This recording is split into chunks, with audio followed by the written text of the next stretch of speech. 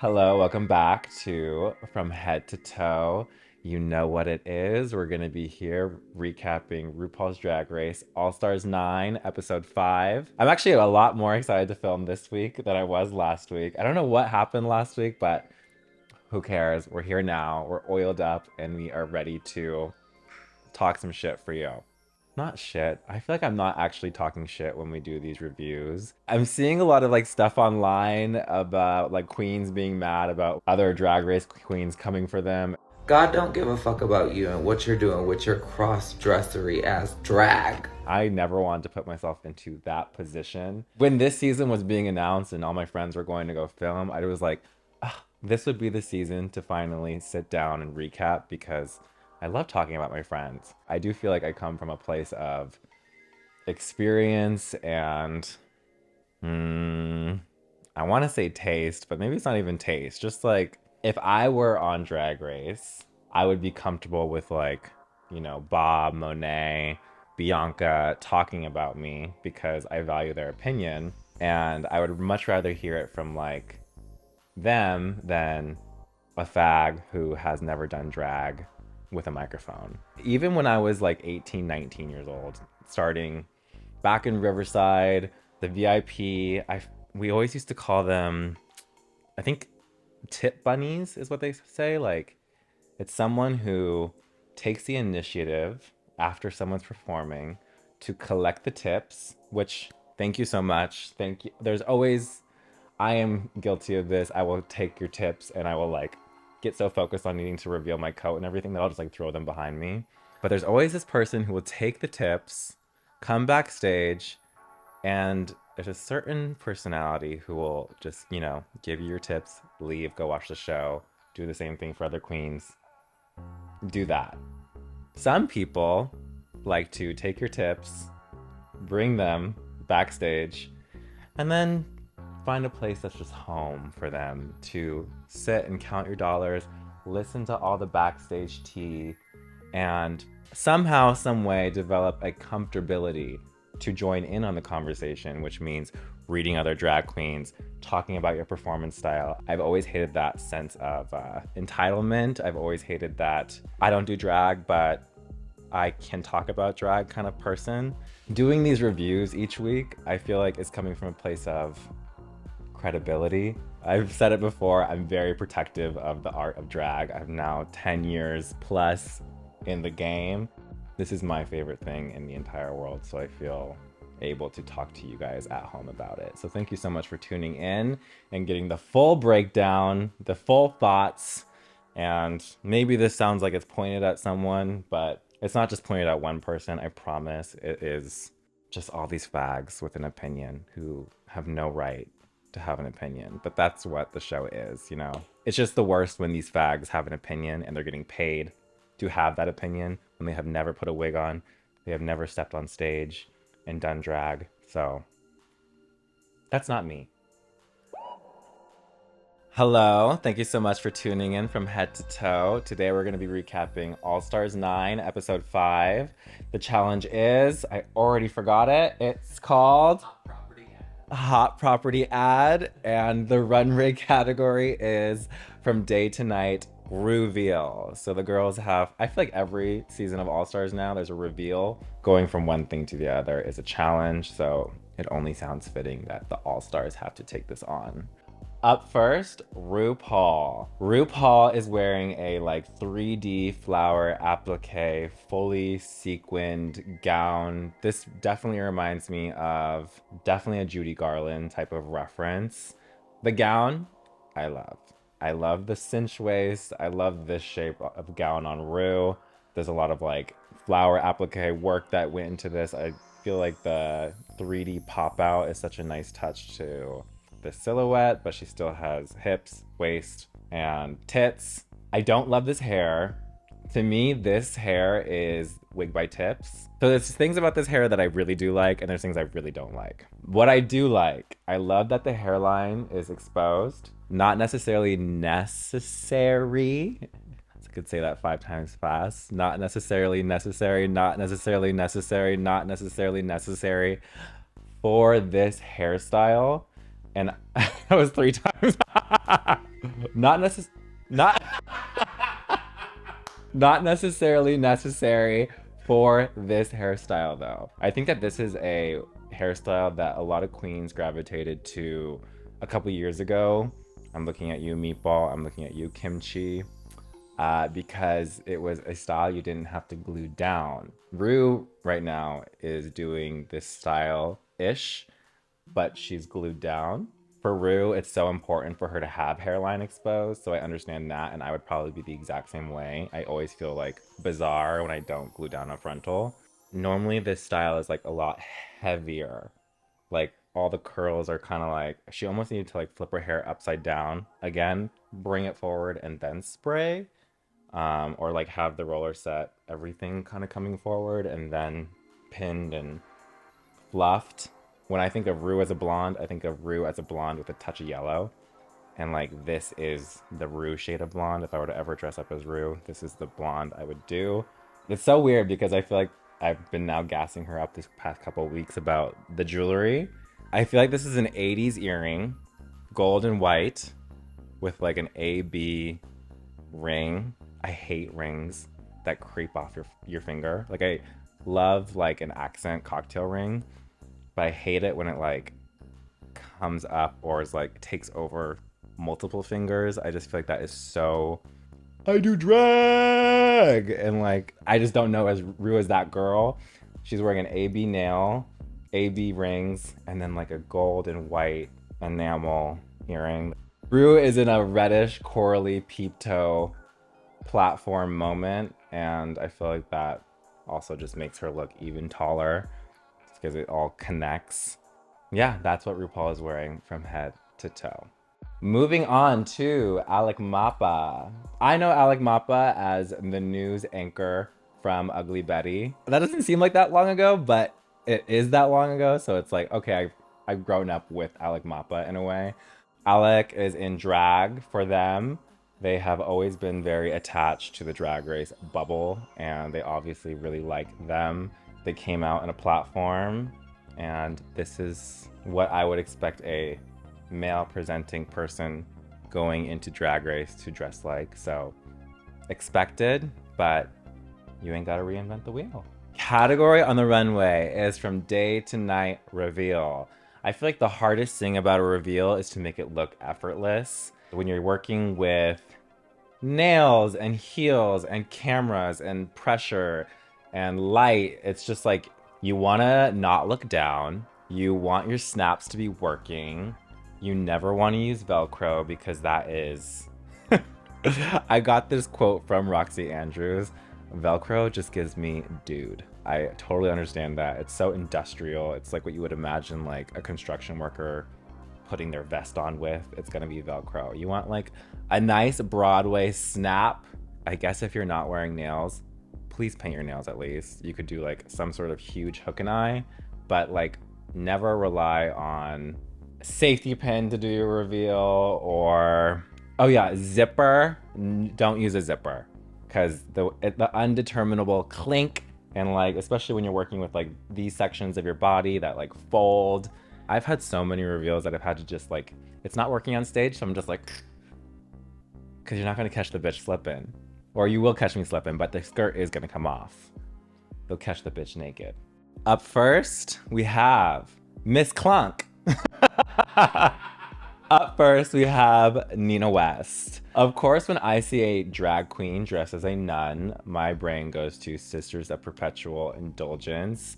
I get very Sister Roma. I just see what she's trying to do there with the whole... I mean, is she trying to be a nun or is she trying to be a pilgrim? Because this looks fucking off. It just looks so off. This hat to compensate for the big wig she's wearing. I hate when you just know something was built for a big wig when it has anything to do with hair reveals. It's just not seamless. I've been doing drag for a long time. I thought I've seen it all. I know Nina West as like the queen of reveals, so I'm very disappointed by this look. If it couldn't get clunky enough, there's a third reveal. I'm not the most religious person, so I could not tell you. Maybe there's a whole reference thing. I'm not a religious person at all, so this whole moment is kind of maybe over my dreads. The God is a drag queen moment with like the glittery fabric. I'm I hate drag that says shit. I have always hated drag that says shit. I like, maybe if I'm wearing a Letterman jacket for it to say Naomi on the back or something that calls for that, or like a robe that's embroidered Naomi. I get that. But like me saying like drag is not a crime on the bottom of my dress or like stitched in somewhere I'm just never. I'm not a billboard. I'm not a billboard. I'm a billboard girl, but I'm not a billboard. I'm not a walking billboard, okay? So seeing God is a drag queen, who is this for? Who is this for? Like, are we doing drag for straight people? Are we doing drag for conservatives? Is that the kind of network you're trying to like push yourself into? Not for me. The reds are two different reds. God is brighter, is a drag queen, is darker. And then it just draws more attention to the, like you're getting the light to the dark, and then there's even more attention to that hideous shoe. And for that, I can never forgive. Up next, Chanel serving Deal or No Deal slash circus tent slash jigsaw, like what's on the side of Jigsaw's cheeks. I feel like Chanel's face and hair, gorgeous. Shoe, everything. I love this ladylike shoe. I'm not a huge fan of like when you're doing a reveal to do like something that's bubbly. I'm just not like, maybe I'm just not like a bubbly kind of peplum kind of girl, but like you can just tell like all the rest of the fabric is like sitting into that bubble. It's like a sack. It's like a nut sack for your dress. And I get it. Not for me. But for this, I think that this reveal is very clean. I'm not necessarily sure why she is a deal or no deal person with the suitcase. Chanel's bubbly situation drops down into like a black and white sequin,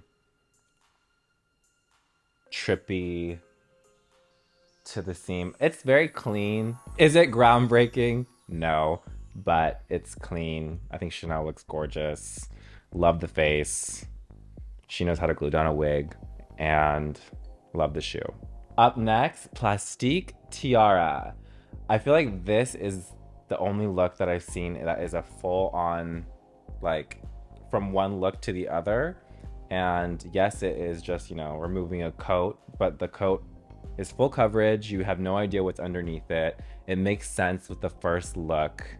And then when she busts out of the purple coat, drops it, it's a completely other fantasy, but they all are kind of in the same family. I feel like this is almost very, like when you select your character on Mortal Kombat, they're in the purple coat, and then when they're in the fighting ring, they're in the silver 3D bodice, platform, leg harness, ready to kick some ass. Plastique's face here is insane. It's another insane trip seeing Plastique in like an eye I have never seen her in. There's so much space happening with all the graphic liner and the silver accoutrements and this like light contact she's doing. I think Plastique just looks insane. This wig is insane. And when I say insane, I really mean just like top marks. Plastique looks incredible. I love a naked drag queen. And this is a not only naked drag queen, but like a naked drag queen on All Stars. Like if you're gonna be naked, you better have all the accoutrements looking gorgeous. And she looks gorgeous. Not a fishnet in sight, and let's celebrate that. All right, up next, we have Roxxxy Andrews serving you literal AM to PM. Roxxxy comes out as like she has her like rolled up hair. She's very prim and proper. I'm getting like a housewife kind of a moment from this, like sort of like a Grace Kelly silhouette. She has her red lip on, so you know she's doing period. That's just like, once you have your rolled up hair and a red lip, like, bitch, you're doing period. She has a cloud motif throughout the fabric. She is going from literal day and reveals it into night with the galaxy and the stars and the moon and the stones throughout for the, or the Big Dipper and the Milky Way and whatever you call that, the stars system. It's covered in rhinestones because we're in drag. The moon is in stones since we're in drag. I think my favorite part about this look is it's giving very like classic runway. If you were to sign up, like, how do I walk like a model? They would teach you how to take the coat off, spin, and put the coat back on. And she does it so effortlessly. And I love that it goes from day to night for this look. All right, up next we have GOTTMIK. GOTTMIK is doing a very classic meme. The look is work in the front, party in the back. It makes sense that Mick is wearing a mullet or a slicked back style that is longer in the back. I'm not sure if that was intentional, but I do like the double entendre. I do love this like Wolf of Wall Street in the front, and then they turn around and they are Christina Aguilera in burlesque. I love it when queens think extra hard about the category. To me, the most appealing thing about this look is that they didn't have to struggle. They didn't have to use any snaps, they didn't have to use a zipper, they didn't have to have that like, no matter where you are, no matter what stage you are on, no one wants to see that old tired trick where you put your reveal coat on the floor. You should always try and throw it off stage or give it to a page. No one wants to see you stepping around on your coat that you spent so much money on, because as someone who does drag, that's all I'm thinking about is like, why is that silk on the floor? But I am also the first bitch to put some feathers on the floor. They just got to keep their whole reveal on and not have to stress. You literally just serve cunt and then turn around and serve cunt. That's what you want to do on the runway. You don't have to fumble. Fumble is a no-no, especially for this category. Up next, Gorgeous, serving from work ruffle to gold beaded moment. This is one of my favorite styles to see on Gorgeous. I love like disco hair on Gorgeous. I love Gorgeous in black hair. These spin out reveals are very clean normally when they're on stage with a dance partner, and they can, hold that top snap while you do your like out of it. I don't think that this really happened for this one. She was like, pulling and pulling and pulling, and it's really hard to like pull and spin and pull and spin and pull and spin. And normally like towards your bottom gets a little stuck. And I feel like that kind of happened here. But once everything came off and I saw her in this like gold dance costume beaded moment, love the hair and the beaded costume together. The white, don't love. If I were to redo it, I would even keep the white ruffle tiered moment, but probably like a satin or silk like top layer with like gold tulle layers in between, and then like, panel that out and have like some sort of asymmetrical baggy even sleeve to incorporate, and then like use that as the handle to out of and then drop it off the runway. But I'm not Gorgeous and this is not my runway category, but that's what I would do from head to toe.